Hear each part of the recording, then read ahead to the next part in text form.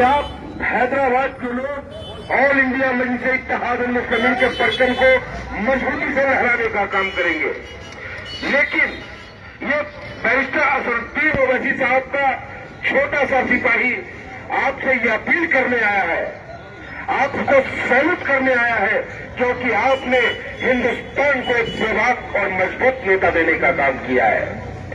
आज आपकी वजह से हिंदुस्तान का जो संविधान है, जिस संविधान को बाबा भीमराव अम्बेडकर साहब ने हम हिंदुस्तानियों को दिया, उस संविधान में हम हिंदुस्तानियों को जो अधिकार मिला, उन जो अधिकार को आज ये भारतीय जनता पार्टी की सरकार खत्म करने का प्रयास कर रही है, और उसे बचाने के लिए हमारा और आपका नेता बैरिस्टर असदुद्दीन ओवैसी साहब हिंदुस्तान के सबसे बड़े पंचायत में जाकर के हमारी और आपकी आवाज को उठाने का काम करते हैं।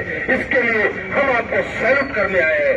आप हैदराबाद के लोगों को सैल्यूट करने आए हैं, क्योंकि आपने इस हैदराबाद की धरती पे, इस तेलंगाना की धरती पे फिरकाप्रस्त ताकतों को, दमनकारी ताकतों को कड़ा जवाब देने का काम किया है। हम आपसे अपील करने आए हैं कि हैदराबाद वालों, दिल्ली की जनता, ये चुनाव महज एक विधायक का चुनाव नहीं है, ये कॉलेज से बाइट करते में नहीं बैठे थे, ये चुनाव पार्टी में क्या पता पूरे हिंदुस्तान को आईना दिखाएगा।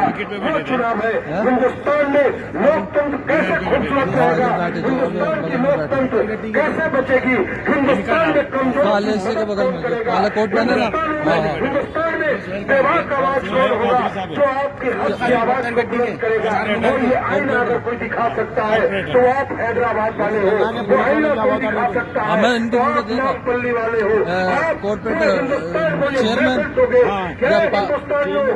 सभी राज्य के लोगों, बुलडोजर चलाने वालों, नफरत के कारोबार करने वालों, धर्म के नाम पर उंगली ढाने वालों, कपड़े देखकर पहचानने वालों, तुम्हें ये करारा जवाब है। ये तेलंगाना की धरती है, ये नामपल्ली की धरती है, इस हैदराबाद की धरती पे हिंदू मुस्लिम सिख ईसाई आप एक साथ रहते हैं। इस तेलंगाना की धरती पे बैरिस्टर असदुद्दीन ओवैसी साहब के नेतृत्व में शेर और बकरी एक घाट पे पानी पीता है। इस तेलंगाना की धरती पे गंगा जमुना तहजीब सुरक्षित है। ये खूबसूरत मिसाल आपको पेश करना है, यही कयादत, यही सोच के साथ आपको सिर्फ सैल्यूट करने आया हूँ। मेरी कोई मैं बाद में बात करूँगा कि मेरी वजह से आप बैरिस्टर साहब के प्रत्याशी को वोट दे। अरे हमारी पहचान तो आप हैदराबाद वालों की वजह से है, हमारी ताकत तो आप नामपल्ली के लोगों से है, हमारी ताकत तो इस तेलंगाना की वजह से है। हम तो सिर्फ गुजारिश करने हैं आपसे कि मेरे साथियों हिंदुस्तान को बचा लो, मेरे साथियों इस देश को बचा लो। अगर ये देश न बचा तो फिर हम राजनीति कहाँ करेंगे। मेरे भाई, जो आज हम पे हुक्म करने वाले लोग हैं वो बड़े जालिम हैं, उनको ये पता नहीं कि मरने वाला कौन है, हिंदू मरे या मुसलमान मरे, उन्हें तो सिर्फ सत्ता से काम है। मेरे साथियों बचा लो, इस देश की आजादी के लिए हमारे बुजुर्गों ने प्राणों की आहुति दी थी, इस देश की आजादी के लिए मदरसे से उलेमा निकले थे, इस देश की आजादी से गुरुकुल से पंडित संस्कार आजाद निकला था, तब जाकर के हमें ये देश की आजादी मिली। आज इन लोगों ने हमारे देश में इस तरह का नफरत का माहौल बना दिया है कि मेरे भाई सीना फटता है, बड़ी दर्द होता है जब ये सुनता हूँ कि नासिर और जुनैद को खींच करके जला दिया गया। बड़ा दर्द होता है जब ये सुनता हूँ कि एक ट्रेन में एक पागल सा सिपाही अपने आप को पागल कहलवाता है और वो जाति और धर्म पूछ करके गोली मारता है। बहुत दर्द होता है। क्या मैं उसी हिंदुस्तान में हूँ जिस हिंदुस्तान में कभी कहते हैं कि मोहम्मद रफी साहब कहा करते थे कि बड़ी देर भयो नंदलाला तेरी राहत तक भिजवाला। क्या ये वही हिंदुस्तान है? अरे मेरे यार, सीना फटता है जब मैं ये सुनता हूँ कि मेरे भाई देश का प्रधानमंत्री, देश का बादशाह ये बयान दे कि मैं कपड़ा देख करके पहचानने का काम करता हूँ। बहुत दर्द होता है मेरे यार, मेरे दोस्त, मेरे नौजवान साथी। साथियों, मेरे दर्द को पहचानो। ये दर्द हमारा नहीं है, ये दर्द हिंदुस्तान के कमजोर लोगों का है। ये दर्द हिंदुस्तान के उन लोगों का है जिनके दिल में हिंदुस्तान बरसता है। ये दर्द उनके लिए है जो बाबा भीमराव अंबेडकर साहब के संविधान को सम्मान देता है, जो बाबा भीमराव अंबेडकर में अपने हिंदुस्तान को देखता है। तो मेरे हैदराबाद वासियों, मेरे नामपल्ली के वासियों, मुद्दतों बाद हर समाज को एक कोहिनूर मिलता है, और एक कोहिनूर आज हिंदुस्तान को मिला है। वो मुसलमान को नहीं, हिंदुस्तान को मिला है। वो कोहिनूर है बैरिस्टर असदुद्दीन ओवैसी। और मेरे साथियों, उस बैरिस्टर असदुद्दीन ओवैसी साहब को आपने तराशा है, आपने चमकाया है।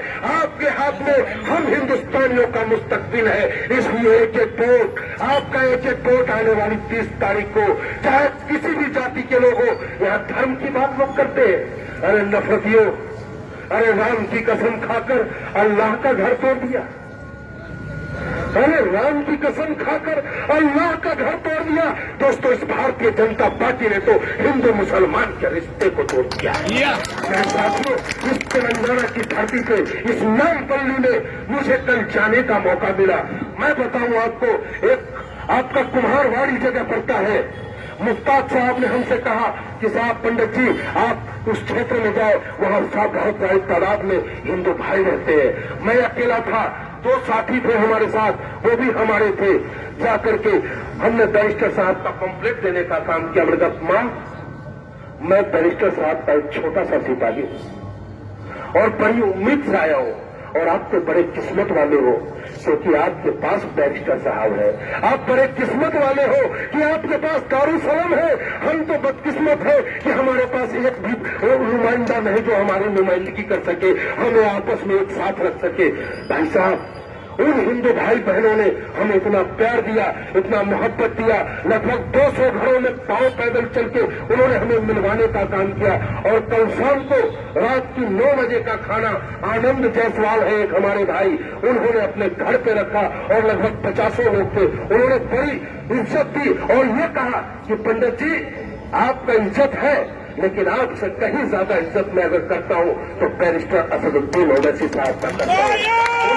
उन्होंने बात क्या बताया कि इस गणेश पूजा पे कुछ दिक्कतें आ रही थी उन्हें गणेश पूजा करने में, लेकिन जब वहां से कुछ लोग गए जिन्हें कोई ऑल इंडिया मजलिस इत्तेहाद मुस्लिम से कोई ताल्लुकात नहीं थी, वो जाते हैं वहां पे और सदर साहब उनको बाइज्जत पूरी मदद करता है और वो गणेश पूजा करते हैं। तो ऐसा है मेरा नेता।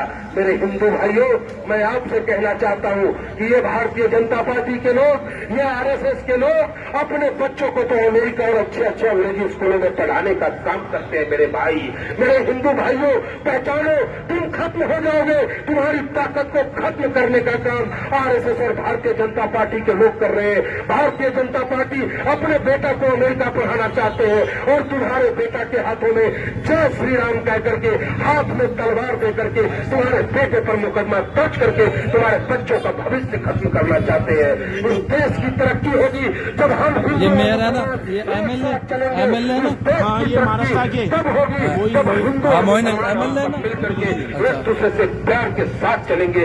और ये पैगाम अगर आज हिंदुस्तान में कोई लेके चल सकता है किसी में कुव्वत, है किसी में ताकत, बहुत बेस्ट बोलते हैं, ताकत उसी के पास रामन हो जी की सकता तरह है बोलते बिल्कुल। जो ईमान का पक्का होगा, जो 5 वक्त का नवाजी होगा, जो झूठ नहीं बोलता होगा, जो बेईमान नहीं होगा। हमसे लोग कहते हैं कि पंडित जी, आप बैरिस्टर असदुद्दीन ओवैसी साहब के साथ हो, ये तो बड़ी अचरज की बात है। तो मैं उनसे कहता हूं कि मुझे गर्व है कि मैं बैरिस्टर असदुद्दीन ओवैसी साहब का सिपाही हूं। मुझे नाज है। अरे तेरा कौन सा नेता किस नेता की बात करता है? तू भारतीय जनता पार्टी की मोदी की बात करेगा? जो गोधरा को चलाता है वो तेरा नेता। तो किसकी बात करेगा? राहुल गांधी की बात करेगा। जब जुनैद और नासिर मर रहा होता है तो वो भारत छोड़ने की बात करता है, तो उस नेता की बात करता है। कौन है तेरा नेता?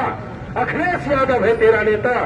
जो नेता खुद घोटाले से बचने के लिए आजम खान को जेल में भिजवाने का काम करता है, वो है तेरे नेता।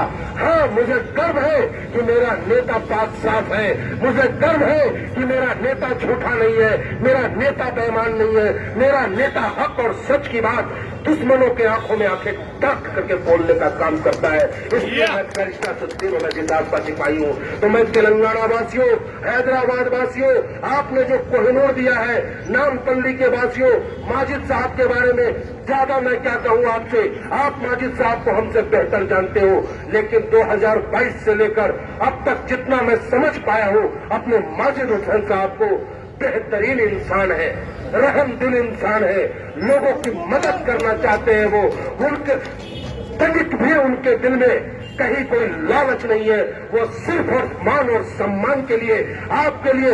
जब बैरिस्टर साहब पे गोली चली, ये साहब वहीं मौजूद थे, ये खुद के सीना पे गोली खाने को तैयार होने वाला वो बेटा है आपका अपना माजिद हुसैन। तो मैं आपसे अपील करता हूं मेरे साथियों, हाथ जोड़ के, क्योंकि लोकतंत्र की खूबसूरती चुनाव है और लोकतंत्र में किसी भी जालिम सरकार को हराने के लिए लाठी और दम की आवश्यकता नहीं होती है।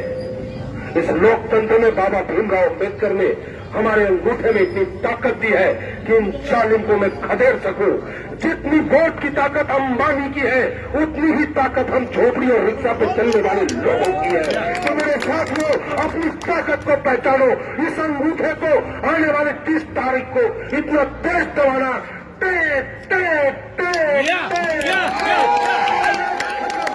कांग्रेस खत्म, ऑल इंडिया में इत्तेहाद मुसलमान जिंदाबाद, ऑल इंडिया में इत्तेहाद मुसलमान जिंदाबाद, नामपल्ली की जनता जिंदाबाद, नामपल्ली की जनता जिंदाबाद, बैरिस्टर सत्तीन अवैसी जिंदाबाद। बहुत बहुत धन्यवाद।